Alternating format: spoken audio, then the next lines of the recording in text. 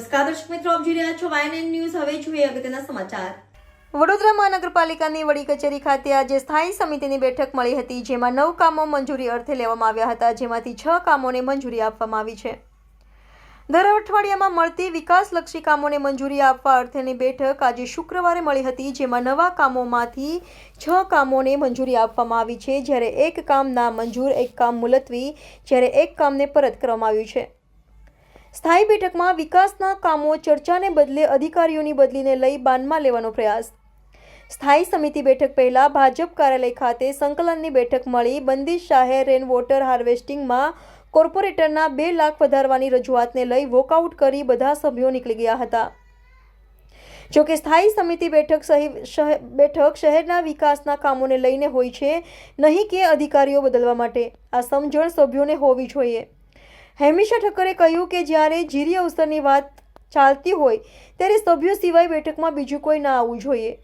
સમાજ સેક્રેટરી ચિંતન દેસાઈ પણ આ બેઠકમાં ના હોવા જોઈએ. જોકે વિકાસ માટે મળનારી સ્થાયી સમિતિ બેઠકમાં વિકાસના કામોની ચર્ચાને બદલે બાનમાં લેવાનો પ્રયાસ ચાલતો હોય તેમ લાગી રહ્યું છે. કોને શું મળે છે, નથી મળતું, બસ એ જ મતલબ છે. પ્રજાનું કોઈ વિચારતું નથી. Reporter Rahul Rajput, YNN news, Vadodara.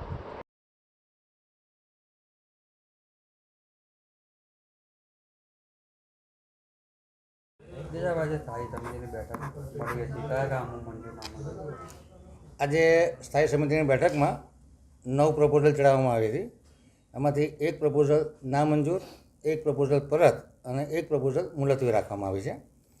Town planning શાખા દ્વારા છાણી ગામતળ સિટી સર્વે નંબર 749ની ઉત્તરે પમ્પિંગ સ્ટેશન સુધી ટ્રાફિકના વધતા ભરણને લીધે 18 મીટર પહોળાઈના રસ્તા રેસા GPMC એક્ટ 1949ની કલમ 210(1) હેઠળ મંજૂર કરવાની કમિશનરશ્રીની જે દરખાસ્ત હતી એને મંજૂર કરવામાં આવી છે. દક્ષિણ ઝોનમાં પાણી પુરવઠા શાખા દ્વારા 75 લાખની મર્યાદામાં કોન્ટ્રાક્ટ બેઝ વાર્ષિક ઇજારાથી ઓપરેટર અને મજૂર લેવાના કામે લોએસ્ટ ઇજારાદાર વાઇટલ ફેસિલિટીઝ પ્રાઇવેટ લિમિટેડને ₹656 પ્રતિદિન, અનસ્કિલ્ડ માનવદિન મજૂર માટે ₹628.65ના ભાવપત્રને મંજૂરી આપવામાં આવી છે. કપુરાઈ ટાંકી ખાતે જે એસટી પેનલ 11 kVની એસટી પેનલ લગાડવાની છે, જે જૂની અને જર્જરિત થઈ ગઈ તે બદલવાના કામને 27 લાખના ખર્ચ વત્તા GST સાથે મંજૂરી આપવામાં આવી છે. ડ્રેનેજ વરસાદી પ્રોજેક્ટ શાખા દ્વારા સુસેન સર્કલ તરફ જતા રસ્તે તરસાલી સુસેન તરફ જતા રસ્તે આનંદબાગ સોસાયટી પાસે જે મુખ્ય ડ્રેન નળીકામાં ભંગાણ પડ્યું હતું એ 67 કામને જાણમાં લેવામાં આવ્યું છે. કામનો ખર્ચ ₹4,93,721 વત્તા GST હતો. પ્રેસ વિભાગ દ્વારા E4 કોપિયર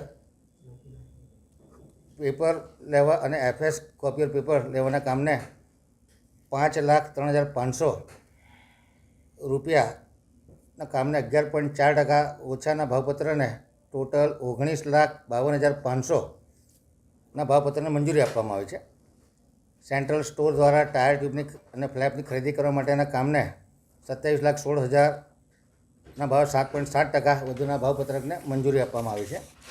મ્યુનિસિપલ સેક્રેટરીની કચેરીમાં લીધેલા ઝેરોક્સ કોપીયર પ્રિન્ટર મશીનની ખરીદ કરવા માટે ટોનર, ઇંક, કાર્ટ્રીજ વગેરે ખરીદ કરવાની કોઈપણ પ્રકારના એન્યુઅલ સર્વિસીસ અને કોઈપણ પ્રકારના મેન્ટેનન્સના બિલોને મંજૂરી કરવા માટે મ્યુનિસિપલ સેક્રેટરી તરફથી આવેલી ભલામણને ના મંજૂર કરવાનું ઠરાવવામાં આવે છે. કમાટી બાગ પક્ષીઘરથી લાયન ટાઈગર એન્ક્લોઝર તરફ આવેલા જૂના બ્રિજને સમાંતર નવીન ફૂટઓવર બ્રિજ બનાવવાના જે આઇકોનિક બ્રિજ બનાવવાનો હતો એ કામ ₹14,62,61,785ના કામને પરત કરવાનું નક્કી કરવામાં આવ્યું છે. અને બિલ્ડિંગ પ્રોજેક્ટ શાખા દ્વારા પ્રધાનમંત્રી ઇલેક્ટ્રિકલ બસ સેવા સ્કીમ અંતર્ગત ગોત્રી TP60 FP205 ખાતે ચાર્જિંગ સ્ટેશન બનાવવાના કામને મુલતવી રાખવાનું નક્કી કરવામાં આવ્યું છે. Subscribe now and press the bell icon. Never miss an update.